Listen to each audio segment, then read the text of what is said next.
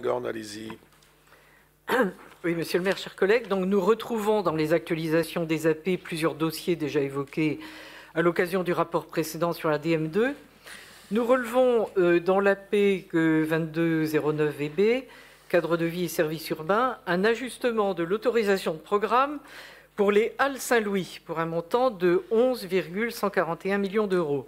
L'échéancier indique des réalisations dès 2022 et l'essentiel des travaux étalés sur 2023, 2024 et 2025 pour s'achever, c'est un échéancier indicatif, en 2026. La période de transition sera donc longue et des perturbations risquent de gêner l'activité dans tout cet espace. Nous demandons une concertation suivie avec tous les usagers.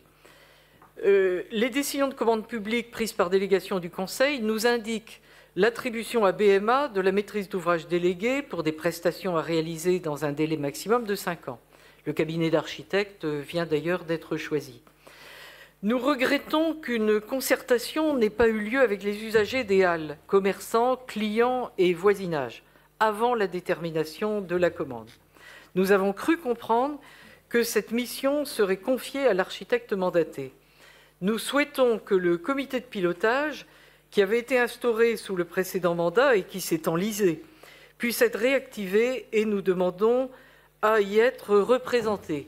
Alors, j'ai appris également récemment que le dimanche, les jours de marché, il y avait des distributions de papillons qui ressemblaient à des PV pour tous les gens qui se garaient de part et d'autre des rails du tram, en faisant croire aux gens que, comme c'était interdit, ils avaient des PV.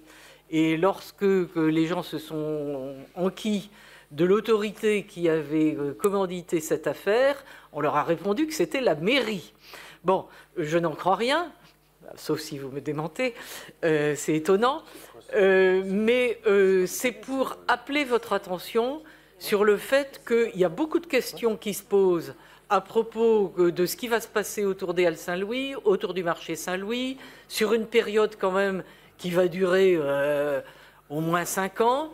Et donc, il serait vraiment très utile de pouvoir réactiver un lieu de concertation. Il y avait ce comité de pilotage, c'est autre chose, et qui soit assez largement ouvert parce que c'est un sujet qui intéresse tout le monde.